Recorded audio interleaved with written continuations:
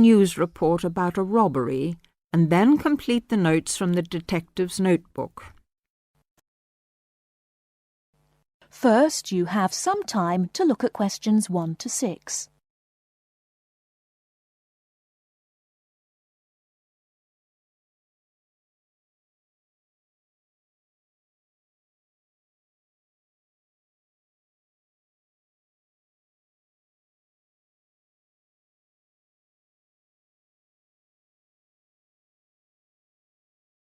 Now we shall begin. You should answer the questions as you listen, because you will not hear the recording a second time. Listen carefully and answer questions 1 to 6.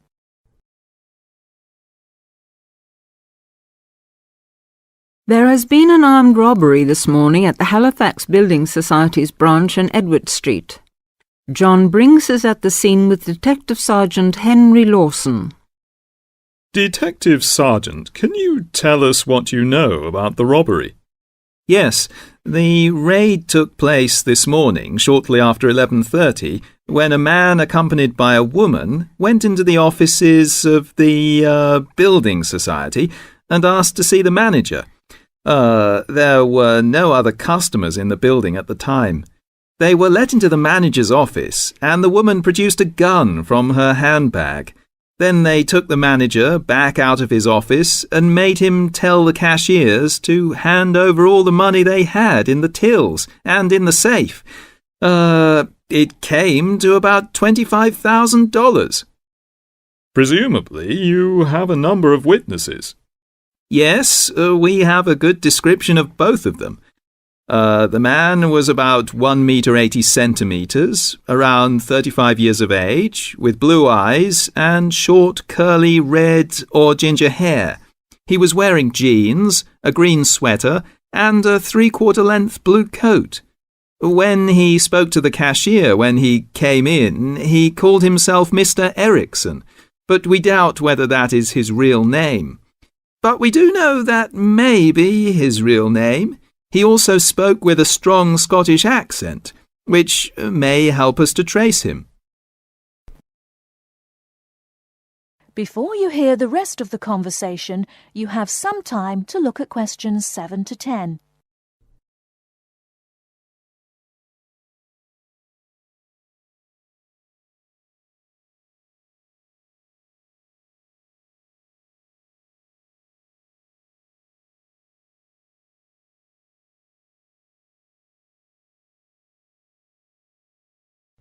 Now listen and answer questions 7 to 10.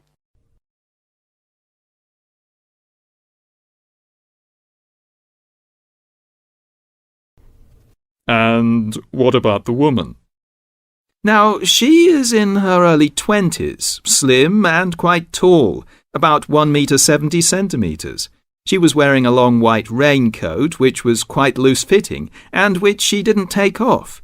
She had a beige handbag, which they used to hide the gun in. She's got straight, shoulder-length blonde hair, blue eyes, and like the man, has a noticeable accent. Do you have any other information? Yes, the car they used was seen by 2 or 3 people. It's a blue or dark blue Ford Escort, and we have the registration number. And it's G595ERI. I'll say that again. It's G595ERI. Now, the car was stolen from Bishopstone just over a week ago, so if anyone has seen it in the last week, we would like to hear from them. We also know that the car's front left headlight was broken when it was stolen, and is still broken, we think. So, you would like information from the public about the car? Yes, and the people. We're appealing to anyone who thinks they may recognise the 2 robbers or know anything about the car. We've set up an incident room in Swindon, and the telephone number is 774529. So we would like people to ring us if they have any information. And of course, all calls will be dealt with in the strictest confidence. Thank you very much. Thank you. And the number again, if you have any information, is 774529. And now back to the studio.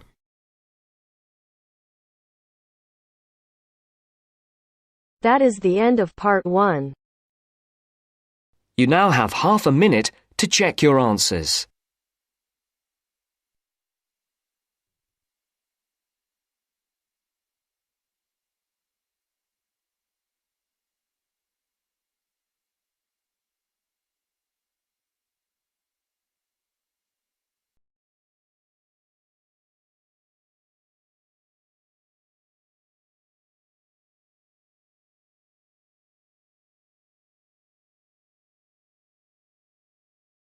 Now turn to Section 2. Test 1. Section 2. You will hear a trainer giving a talk to people who want to learn outdoor survival skills. First, you have some time to look at questions 11 to 16.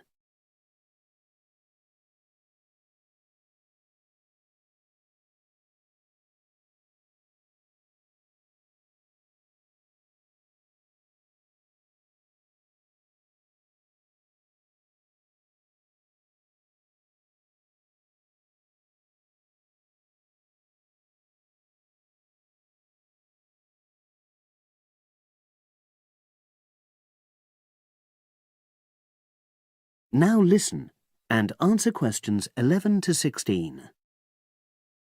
Good morning, everyone, and welcome to our outdoor survival program. As you know, this week you'll be learning some of the basic information and skills you need to look after yourself independently in the outdoors. These first 2 days will be based here in the classroom, and then we'll be taking a camping trip to put into practice some of the things you've learned. I'm going to start off with the topic of food. And to start with, I'll describe just 2 methods which we'll be putting into practice at our camp, and which make use of natural resources, the steam pit and the bamboo pot. I've got 2 posters here to make things clearer, and I'll start with the steam pit here. To make this, you'll need some dry sticks, some grass, some loose earth, and some stones. And for this week only, some matches. The first thing you do is to dig a shallow pit in the place you've chosen to do your cooking. Let's say about 25 centimeters deep and 30 centimeters wide.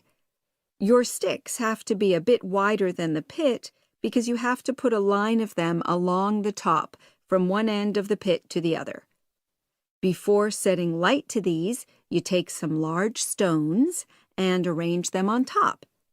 Then you start the fire and wait till the wooden platform burns through and the stones fall into the pit.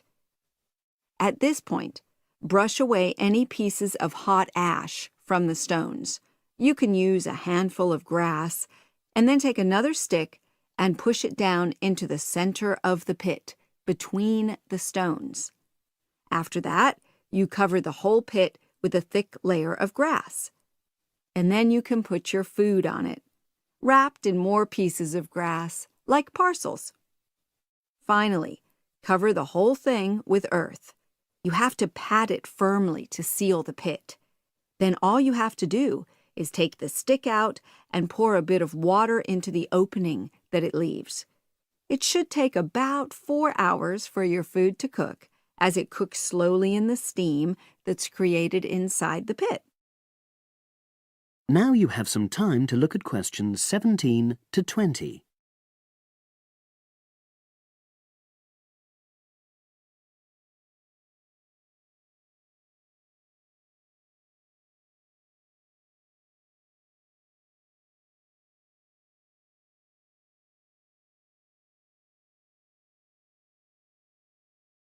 Now listen and answer questions 17 to 20. So, simple but effective. The other method you're going to practice this week is the bamboo oven. Now, the steam pit is ideal in certain conditions because the heat is below ground level. For example, if there's a strong wind and you're afraid a fire might spread. But when it's safe to have an open fire, you can use the bamboo oven method. You get a length of bamboo, which, as you probably know, is hollow and consists of a number of individual sections with a wall in between. You use a sharp stick to make a hole in each of the dividing walls apart from the end one. Then you lean the bamboo over a fire, with the top propped up by a forked stick and the bottom sitting on the ground. You pour enough water in the top to fill the bottom section, and then light a fire underneath that section to heat the water. Then you put your food inside the top section, and the steam coming up the bamboo through the holes you made cooks it. I'm going to move on now to food itself and talk about some of the wild plants you might cook. I'm going to begin with fungi. That's mushrooms and toadstools. I'm sure you'll be aware that some of these are edible and they're delicious, but some of them are highly poisonous. Now, whether they're poisonous or not, all fungi that you find in the wild should be cooked before eating, because that helps to destroy any compounds in them that might be mildly toxic. But be aware that any amount of cooking won't make poisonous varieties any safer to eat. Unless you can definitely identify a fungus, you should never eat it. It's not worth the risk. And you need to be really sure, because some fungi that are poisonous are very similar in appearance to certain edible varieties. They can easily be mistaken for each other. So, having said all that, fungi are delicious when they're freshly picked, and although they are only moderately nutritious, they do contain minerals which the body needs. I'll move on now to leafy plants, which are generally... That is the end of section 2. You now have half a minute to check your answers.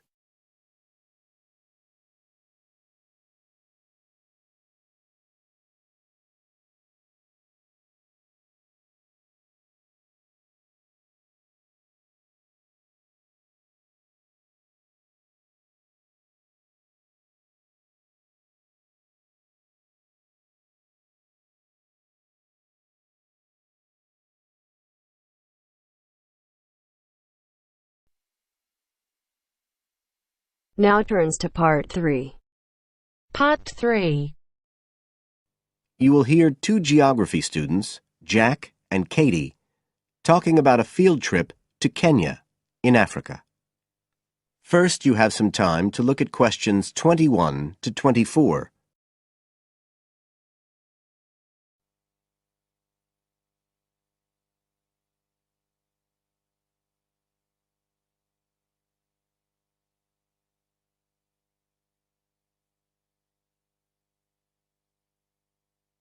Now listen carefully and answer questions 21 to 24.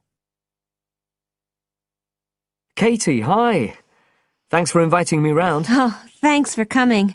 I know you're up to your neck in finals revision, but I've got to make up my mind about next year's geography field trip, and I'd really like your advice. We've got to choose between an African trip and one in Europe. They've told us a bit about both trips in the lecture, but I really can't make up my mind, and I know you did the African one last year. That's right. So, where exactly did you go? I mean, I know it was in Kenya, in East Africa. Yes. Well, we were right up in the northwest of the country. It was beautiful. We stayed in a place called the Marich Pass Field Studies Centre. Right. Dr. Rose said the accommodation was traditional African-style cottages. He had a special name for them. Bandas. Yes, they're fine. You have to share, 2 or 3 people together. They're pretty basic, but you have a mosquito net. They don't provide spray, though, so remember to take plenty with you. You'll need it. And there's no electricity in the field centre. You'll have hurricane lamps instead. They give a good light. It's no problem. What about places to study? Dr. Rose said there was a library? Yes, but it's quite small. There's a lecture room as well, but most of us worked out in the open air. There are plenty of places outside, and it's so beautiful. You're right in the middle of the forest clearing. I gather it's a relatively unmodernized area. Definitely. They actually set up the centre there because it's on the boundaries of two distinct ecological zones. The mountains, where the people are mainly agriculturalists, and the semi-arid plains lower down, where they're semi-nomadic pastoralists. Before you hear the rest of the conversation, you have some time to look at questions 25 to 30.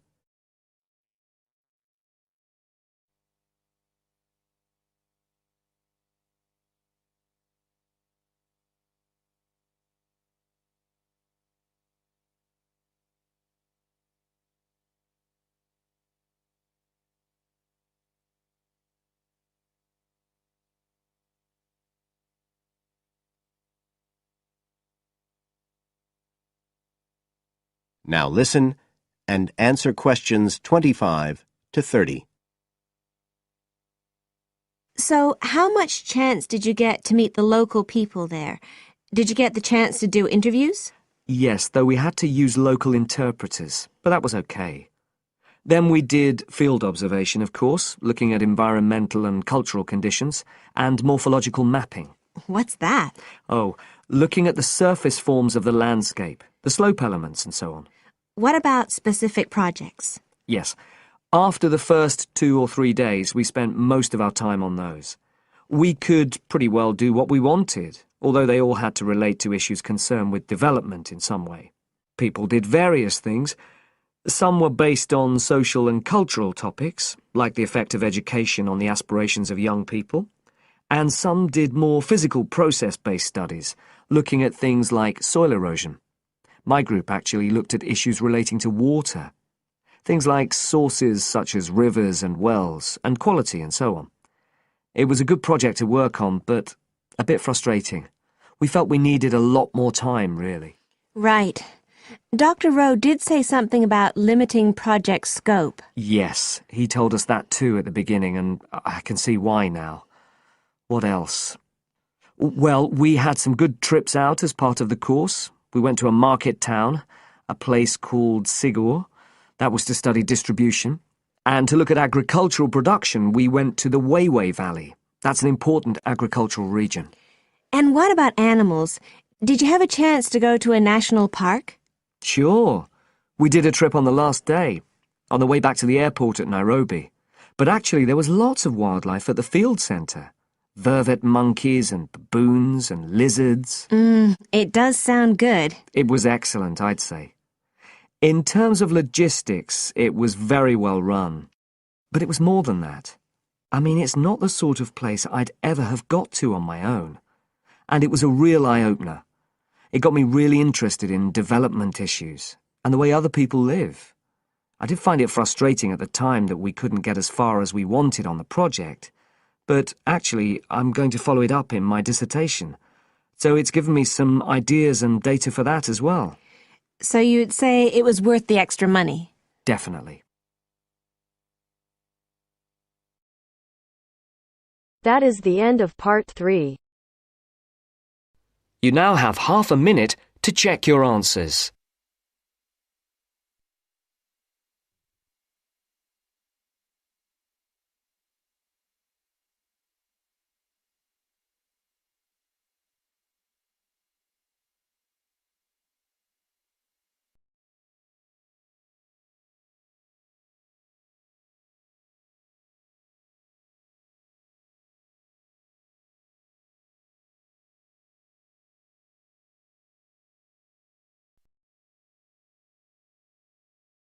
Now turns to part 4. Part 4. You'll hear a teacher talking about several British art galleries. First, you have some time to look at questions 31 to 33.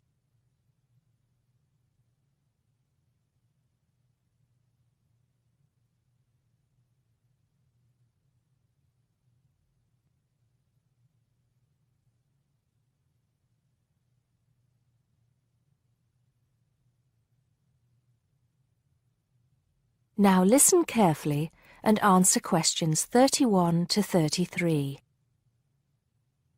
Good afternoon. Welcome to the first class of V100 Art and History.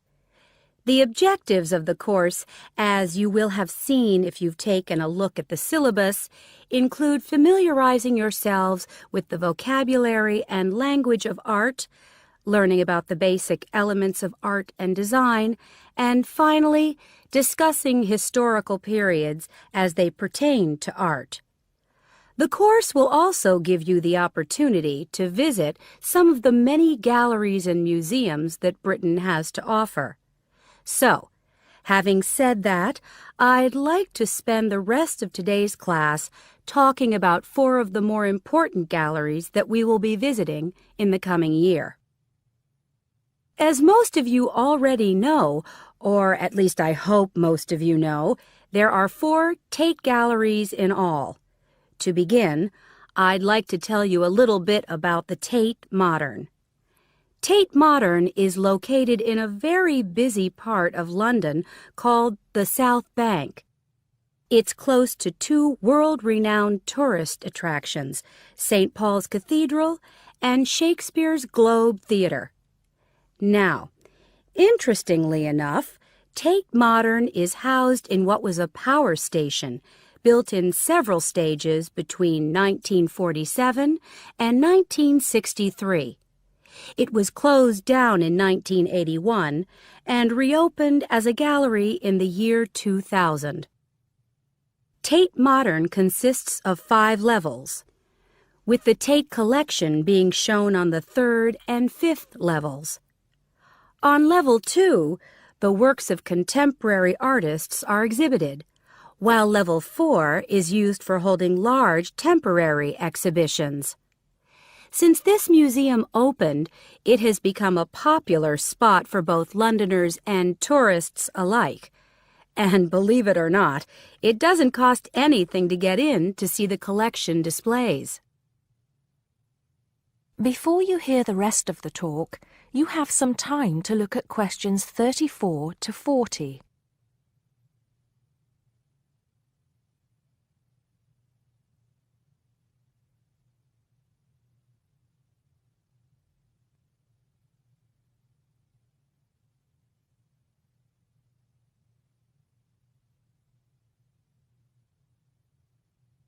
Now listen and answer questions 34 to 40.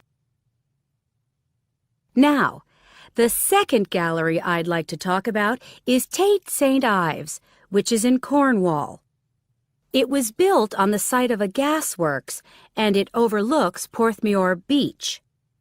Tate St. Ives is housed in a 3-story building that was designed by the architects Evans and Shalliff.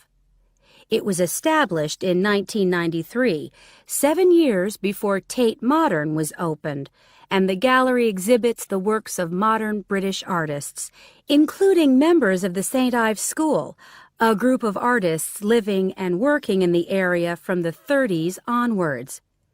In later lectures, we'll be looking at the work of some of the artists who belong to that group and the ways in which they influenced each other.